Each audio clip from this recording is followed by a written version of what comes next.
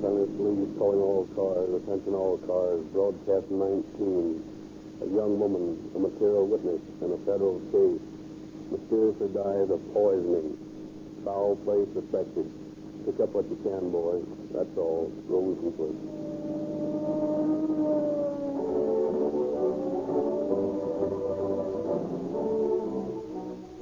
Ladies and gentlemen, do you get police car performance from the gasoline you are now using?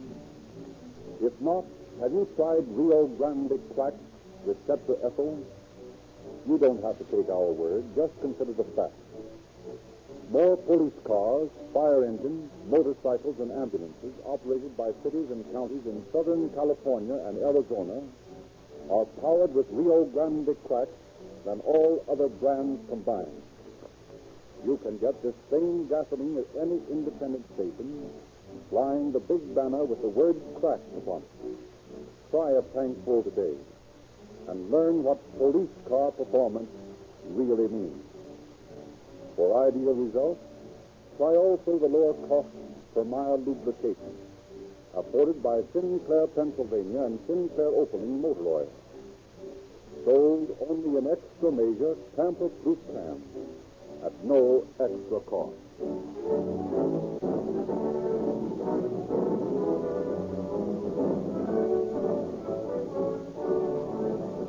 Once more, we are honored to present Chief James E. Davis of the Los Angeles Police Department. Chief Davis. Good evening, friends.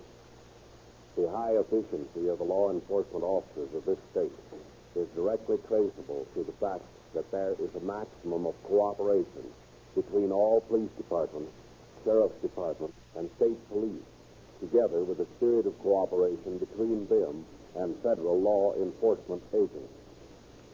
We have attempted during these broadcasts to tell our listeners true stories concerning the work and activities of these law enforcement agencies, and more particularly the work of your police department. On rare occasions, because of public policy, it has been necessary to use fictitious names, but at all times, the facts have been authentic and accurate. Tonight, we bring you the story of a case involving the work of federal law enforcement officers, with whom the police department is at all times cooperating.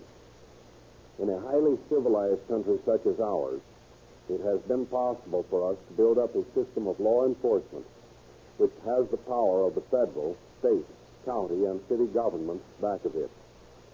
All of these branches find it necessary each day to cooperate one with the other. As this story unfolds, you will see how important it is for all of these agencies to so cooperate. Professor Lindsley will now go on with the story.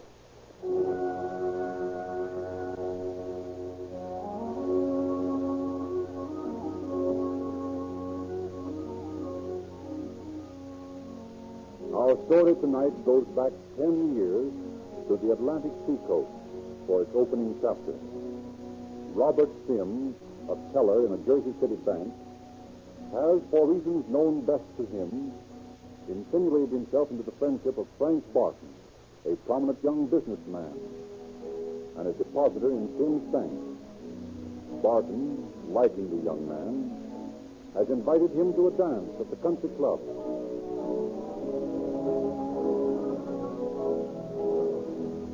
Come, you're not bone dancing, Bobby. Oh, just saving enough energy to stand on my feet all day in that teller's cage at the bank tomorrow. What's the matter? Aren't you enjoying yourself? Sure I am, Frank. I'm having a swell time. It was awfully decent of you to ask me out here. Not at all. We're friends, aren't we? Yes, we are. You're a real friend, and I want you to know how much I appreciate all you've done for me. Now, nobody should be sure of friendship until they put it to a real test. You know the old saying, a friend must bear a friend's infirmity. Yeah, I wonder if you'd still be my friend if you knew all my infirmities. I'll take a chance on you anytime. Oh, I wish I was sure. What's that? Oh, nothing. Well, come on. Let's get another highball. All right, let's do. Hey, Frank, look at that beautiful blonde just coming in. Yeah, I see her. Who is she? Name's Mary Ross. You know her? Yes, certainly. Hey, introduce me, will you? I'd like to know her well. Oh, darling, I'm so sorry I'm late. I couldn't get away from the family any sooner. You're not angry, dear, are you? Not at all, Mary. I'll take my wraps in, and I'll be with you in just a few. All right, darling. Oh, that's why you didn't introduce me, eh? You old philanderer, Frank. You're a respectable married man. Now, just a minute. This is different from what you think. No, I understand all right, and I congratulate you. He certainly is gorgeous. Hey, wait a minute, Bob. You don't understand. Now, listen. Let's step out here on the balcony for a moment. I'm going to face a confidence in you that I would never trust to another man.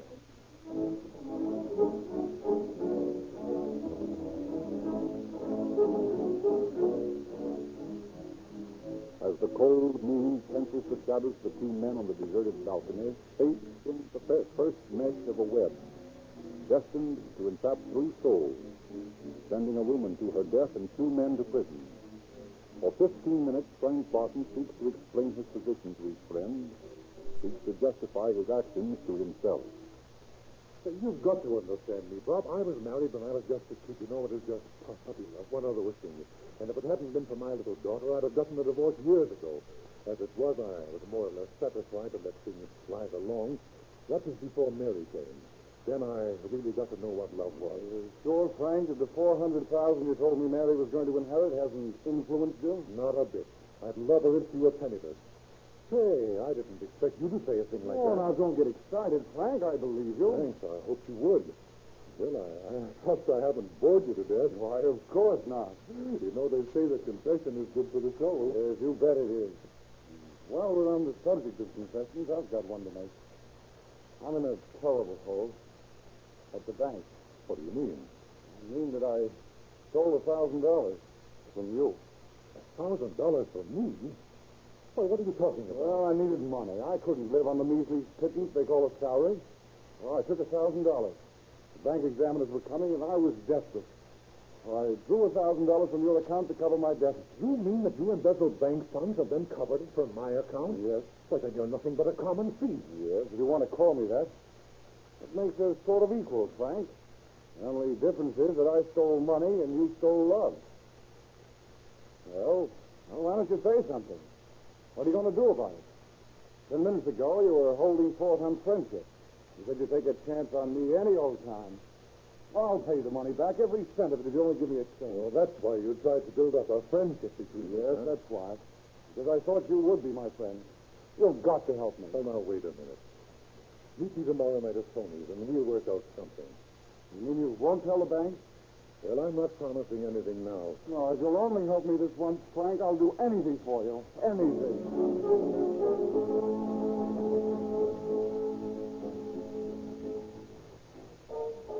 Hello, Johnny. Hello, Mr. Barton. I've been no see you for a long time. Sit down here. Sure, he's been here about 1 hour. He's to sit down there in the back of booth. He don't say nothing, he don't order nothing. Okay, well, don't bother us for a few minutes, Tony. Important business. All right, Mr. Barton. Call me if you need anything. Okay, Tony. Hello, Bob. Oh, hello. Gee, I didn't think you were coming. I was getting worried. Move over. Bob, I don't think you need worry anymore. What do you mean, Frank? Well, we've both been skating on thin ice. Look here, Bob. The cancellation of that $1,000 means a lot to you, doesn't it? All right, now it means everything. Well, I've got a proposition to make, and I'm coming straight to the point. I can't go on with this life of hypocrisy any longer. I go home at night and I stare across the table at the face of a woman I don't love. I'm going to square up my business affairs, leave Mrs. Barton financially provided for, go to California, and later arrange a divorce and get married to the only woman I've ever loved. You're going to leave Mary Ross here until you're divorced? No, I'm not. Yeah, but you can't take her with you. I know that. You can't take a girl from one state to the other, even if you really love her, without running into the Mann Act. And, boy, that's plenty bad. Mary and I have talked the whole thing over, and she's willing to follow my plan. Well, I don't see where I fit into all this. You're going to marry her. Me marry her? Hey, what are you talking about? You're going to marry her. Be her husband in name only. Then the 3 of us are going to California. And as soon as I can get my divorce, you will divorce Mary, and I'll marry her. Why, Frank, you must be crazy. Well, when a man loves a girl the way I love Mary, he is crazy. Nothing is going to stop Yes, him. but I can't do a thing like that. Give up my position at the bank, my friend? That's the most ridiculous thing I've ever heard of. Now, you'll have to get somebody else to be your cat. Are you forgetting that $1,000, Bob? You don't mean Yes, it. exactly. You have the choice of marrying Mary and coming to California with us, or spending the winter in a cold, gray jail. You win. I'll do it.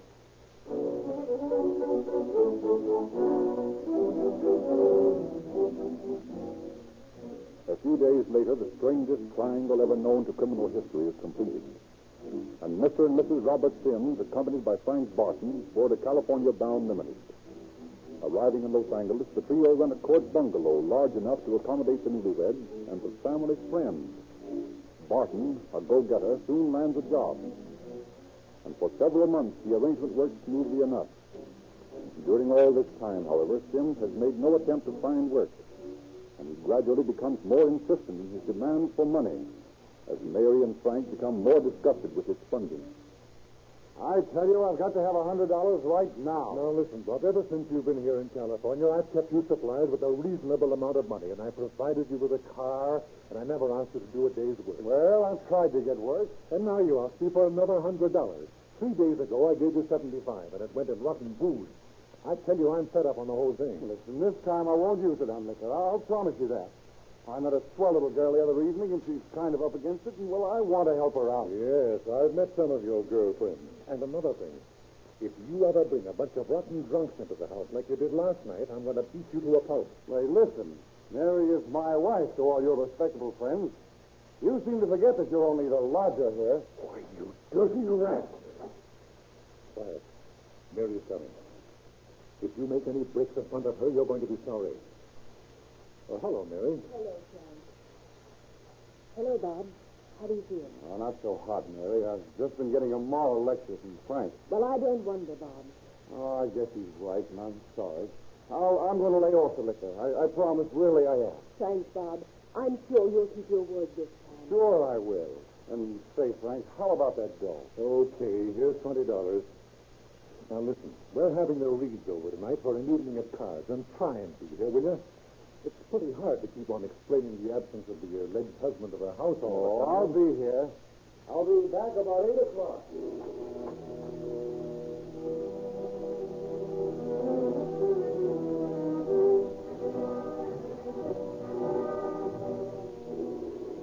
$8 o'clock, 9 o'clock, 10 o'clock comes and goes. The card game proceeds as Mary gallantly tries to pass off her husband's absence to her friends by explaining that he's been detained at the office by a big deal he is closing. Then, at 10:30... Open the door, Frank. Somebody must be in a terrible hurry. Oh, maybe it's your husband, Mrs. Barton. Oh, yes. It must be Bob.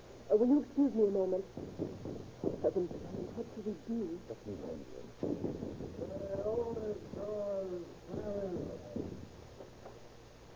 Well, this is a new reform squad. And I've come home to play cards. Said I wasn't, I did. You better go right to bed, Bob. Oh, don't bother me. Oh, let me talk to my darling little wifey. Leave him to me, Frank. Oh, never come between man and wife. Say, that's a good one. Say, who are all these people? Introduce me. Why, Bob, this is Mrs. Reed. You know, the lady with the 3 darling little boys. Oh, sure, the mother of 19 children. Say, let's all have a drink. Let's drink to the mother of 19 children. Mary, dear, we must be going. Come, George, I know Mr. Sims is tired. I'm so sorry, Mrs. Reed. Oh, now, dear, just don't you worry. These things will happen. Why, even my husband gave me trouble when we were first married. You've got to train them. Good night, dear. I'll phone you in the morning. Good night, Mrs. Reed. Good night, Mr. Reed. I'm so sorry. What's the idea? So you're at it again, huh? Get in the bed. You can't order me around in my own house. Mary, go to your room. I'll take care of it. I'll do nothing of the kind, Mary. You're my wife, and I'll do the order. Please, Bob, for me. Will you go to bed? We'll have everybody in the whole court awake. Come here, you little bronze devil. I'm sick of being a husband who's never even kissed by his legal wife. Here, I'm going to plant a nice big kiss on that lovely little mouth of yours. Take your hands off her. Not steal, Take your hands off her. Who says so? I do. take a smack at me, will you? Well, that's just what I've been waiting for. Now I'm going to give you the thrashing I've been wanting to for months. And then when I'm through, I'll take over the duties of husband.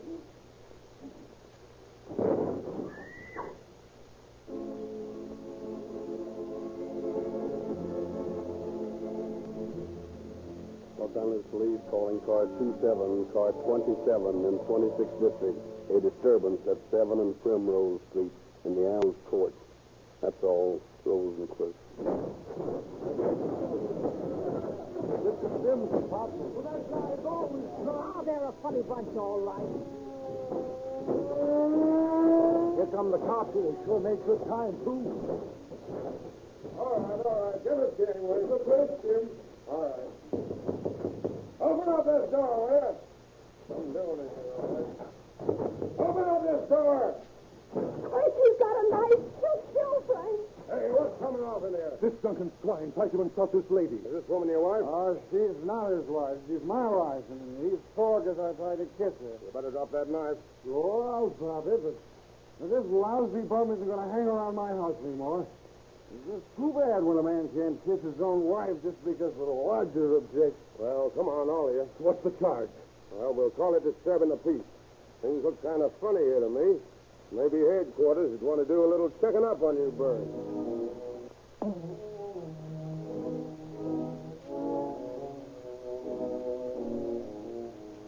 Frightened by the serious situation into which her love for Frank Barton had led her, Mary Ross confesses the whole plot to the officers as questioned. The minor charge of disturbing the peace is dismissed, and Barton and Sims are held in the Los Angeles County Jail charged with conspiracy to defeat the federal statute and with violation of the Mann Act. Mary Ross is held under $500 bail as a material witness, and the preliminary hearing is set for 2 p.m. Thursday, March the 12th, 1925. Late Thursday morning, Sims and Barton secure the services of an attorney who hears their side of the story.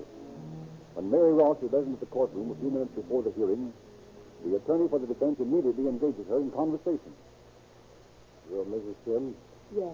My name is Jackson. Your husband, Mr. Barton, retained me to defend them. And before the hearing begins, I'd like to know your status in the case. Oh, Mr. Jackson, this is such a terrible thing. I'm so ashamed. Being in jail. I'll never live down the disgrace. Yes, I can understand how you feel, and I sympathize with you deeply. And I think I made a terrible mistake. I didn't know what to do when they arrested me. I'd never been arrested before. Yes, I understand. Well, those women down in the jail, they told me I'd done a terrible thing. They were horrid to me. What did you do? Well, when I was questioned by the officers, I told them the truth. I confessed everything. What? Yes. Now I realize I did the wrong thing. Well, you certainly did. Tell me this. How are they holding you? As a material witness. Oh, only material witness, eh? What's the bond? $500. You realize, then, that you're expected to repeat your statements in court? But in any case, nothing will happen to you. I realize all that, but I don't care about myself. I want to get Frank out of this. I love him so. Now, look here, Mrs. Sims. You listen to me, I'm sure we can get him off. Can we? How? Oh, I don't know what to do. Will you agree to let me represent you? Yes, if you can only get Frank off. Very well. Now, I'll post bail for you just as soon as the hearing's over. Now, all you need to do is refuse to speak to anyone. Don't discuss this case with a soul. For everyone to meet. You see, if you don't testify, the prosecution has no case. And Barton will be released. Very well, I promise. Remember what I said? Here comes the prosecuting attorney now. I beg your pardon, Mrs. Sims. There are a couple of matters I wish to discuss with you. This young lady is my client and has been instructed not to talk to you or anyone else. Now, you kindly make all communications with her through me. Is that right, Mrs. Sims? Yes. Well, you can't do this. I promise not to prosecute you. All I want from you is a statement. Mrs. Sims understands that, but I've advised her not to make any statement. Why, you shyster. I'll be careful what you say. You've no right to. So what? Take your principal witness? Sorry, old man. Well, I'll object. I'll have you disbarred. Quiet, the commissioner. United States government has Frank Barton and Robert Sims. Your Honor, I'm appearing for the two defendants in this case, as well as the woman held as material witness. And as I was called in on this case only 2 hours ago, I'd like a little time to confer with my client. You worked pretty fast in those 2 hours. I'm surprised you haven't prepared your case, too. Your Honor, I'm quite willing to proceed. Now, if the prosecuting attorney will stipulate whether the California statute, which does not permit a wife to testify against her husband, also holds good in federal court. Is the prosecuting attorney familiar with the rule in such cases? Your Honor, I do not see how this has any bearing on the case. The counsel for the defense has willfully diverted the course of justice in bribing... I object, Your Honor. I've acted merely in my capacity as counsel for the defense. Objection sustained. I beg the court's pardon. Your Honor, I have not had precisely the same question arise before. If the court pleases to give me a little time, Case continued until Monday at 10 a.m.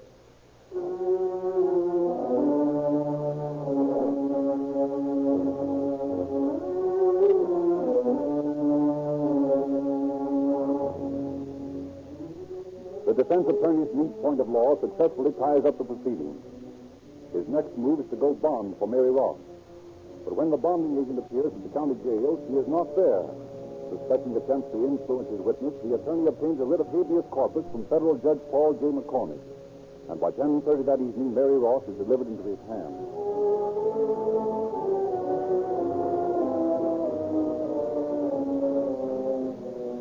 But the following Monday, at the Glendale Sanitarium, Mary Ross is found dead.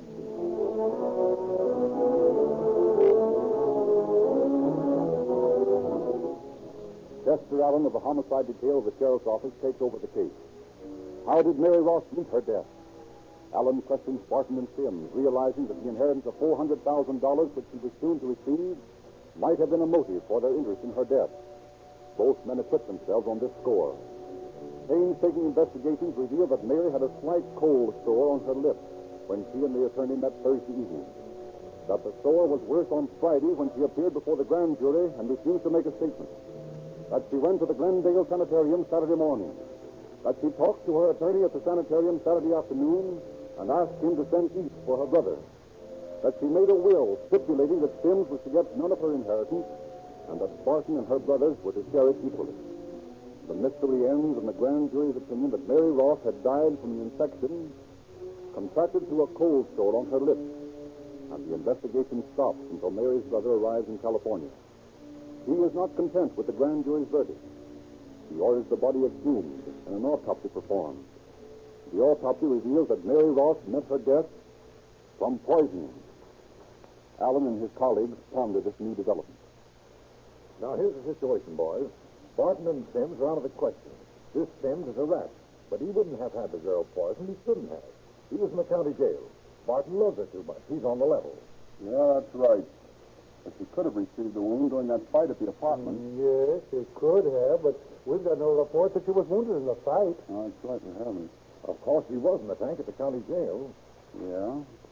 Hey, wait a minute. Her attorney testified that she said that the women down there had treated her brutally. Oh, he did? Well, now, there's an angle. You know what those names are? Well, let's ask the matron about this.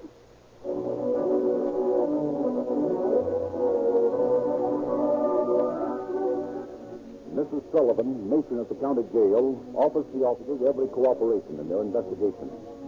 Painstakingly, they questioned the women who had contacted Mary during her 3 days in jail. After hours of interrogation, the officers have found nothing. They are questioning a shoplifter. You were in the tank with Mrs. Sims. Sure I was. What of it? Did she act strangely? Oh, no. She acted like any high-hat Jane does the first time she's in the posy. What do you mean by that? Oh, trying to rich everybody, like she was better than we was, the dirty little snitcher. She's got a lot to be proud of, squealing on her own man. We're not here to discuss jail ethics. Did she ever say that she was going to end her life? No, she says when she got out, she was going to show Barton how sorry she was if she spilled the beans. All right, take her away. Bring in Pearl Washington. Well, we didn't get very far with that one. No, but maybe we'll have better luck with this colored girl. You were with Mrs. Sims up until the time she was ill, weren't you? So I was. But Dad won my choosing. Is that what was coming to her that she did listen to them squealing? I wasn't asking for any... Oh, but I've been in your mind. Listen, what do you know about this poisoning? You're with her every minute. I don't know nothing. And if I did, I ain't telling no dick. Oh, yes, you are. First thing you know, you're going to be pulled in on a murder charge. Murder charge? I didn't have nothing to do with that poison. And who did? Nobody, as I know. It just happened, that's all. Oh, we know it happened all right. I think we'll book you if you don't tell us what you know. No, they booked me for murder. Look at here, I'm a respectable pickpocket. I ain't no murderer. Well, let's have the truth then. Well, day before court, that girl asked us for some lipstick. And nobody give her none. The old snitch. Then one-eyed Maggie, she takes a socket of. Oh, Lordy. What a lamb when she gives that blonde girl. You mean Mrs. Sims and Maggie got into a fight? Yeah. Then the matron come and she spoiled everything. She put some ointment on the blonde girl's lips where it got spread. Well, what's all this got to do with her getting poisoned? Wait a minute, big boy. Wait a minute. I was coming to that. She wanted lipstick so she could look nice for her fella down the coast. Well, after all the row cleared up, nobody give her none, see? So she picked up one of them artificial roses that we make out of a red paper. And she licked it, and she rubbed the red on her lips to take a lipstick. Well? And the fool knew that the dye and the red paper and poison. She didn't swallow any of it, did she? No, sir, but I've got to figure out that some of that dye in the paper, you know, of those roses that we make, got in the store, and she had it on her lips. See?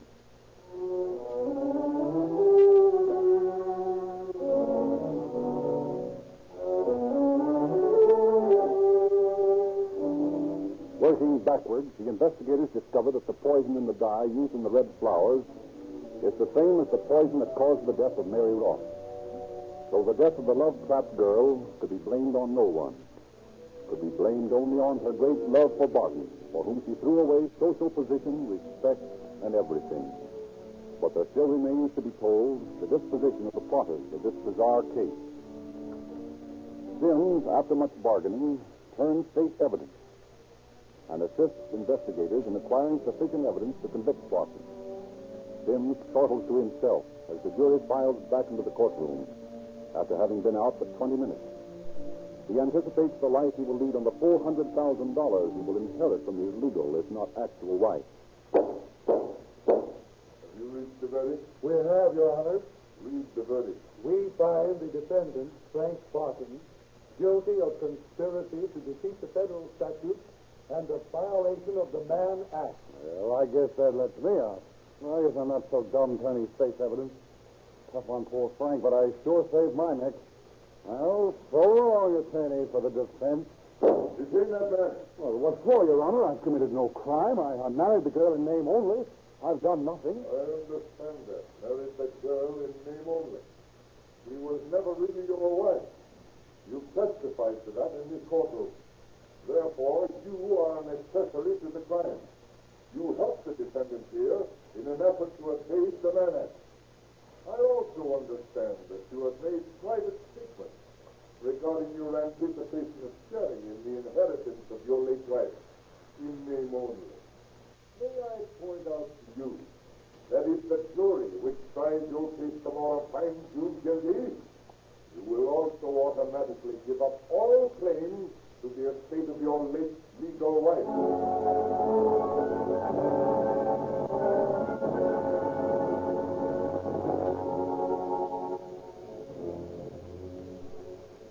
Sims went on trial and was found guilty. In view of his turning state's evidence, the court sentenced him to but 2 years in Leavenworth Penitentiary, while Barton received 2.5 years.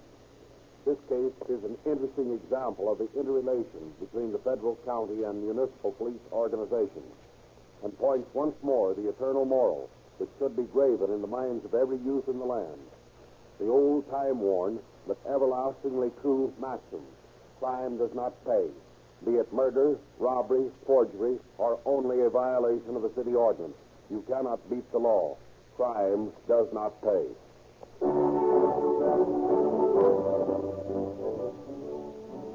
Ladies and gentlemen, you are too modest in your claims for Rio Grande cracked gasoline with tetraethyl, an enthusiastic motorist writes us. That is a policy of Rio Grande, to tell you only the facts about cracked gasoline. That is why we just remind you that the cracking process produces a gasoline that averages 10 points higher in natural anti-knock quality than gasolines which are not cracked. That cracked was a forerunner in adding tetraethyl lead.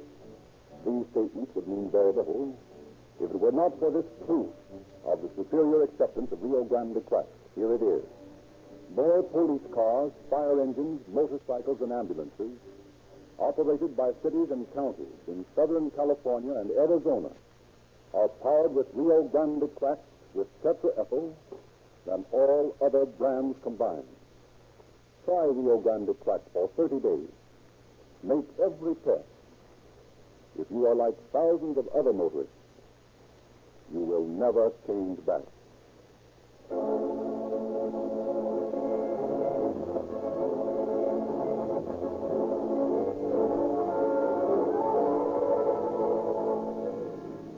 Los Angeles Police calling all cars, attention all cars, cancellation broadcast 19. Mystery of the poison woman solved. That's all. Rosenquist.